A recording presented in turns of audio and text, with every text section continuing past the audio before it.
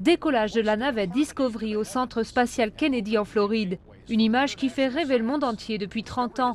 Mais après 130 lancements, ce programme de la NASA va s'arrêter à la fin 2010. Pour des milliers de salariés, c'est donc l'incertitude. 9000 emplois sont en jeu.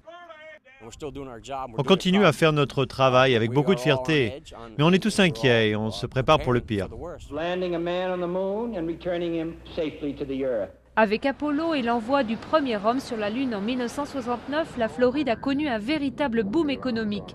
Mais la région a brutalement déchanté en 1975 lorsque le programme a pris fin.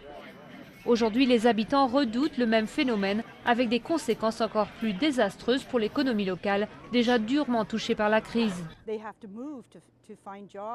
Si le centre spatial réduit ses effectifs, les gens vont partir chercher du travail ailleurs. C'est l'histoire qui se répète, comme dans les années 70. Autre mauvaise nouvelle pour les salariés de la NASA, l'annonce faite en janvier par Barack Obama d'abandonner le programme Constellation qui prévoyait un retour des Américains sur la Lune vers 2020. Selon les projets du président, les ressources de la NASA devraient être désormais concentrées sur la recherche et le développement. Et pour ce qui est du transport des astronautes vers la Station spatiale internationale, le gouvernement compte solliciter le secteur privé pour la construction de futurs lanceurs.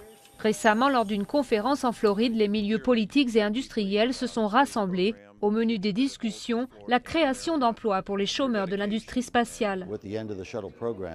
Avec l'arrêt de la navette, la Floride va être la plus touchée par les pertes d'emplois engendrées par la transition entre ce programme et ce que l'avenir nous réserve. En avril, le président Obama doit se rendre en Floride pour exposer sa vision de l'avenir des vols habités. Il y est attendu de pied ferme par de nombreux vétérans de l'industrie spatiale.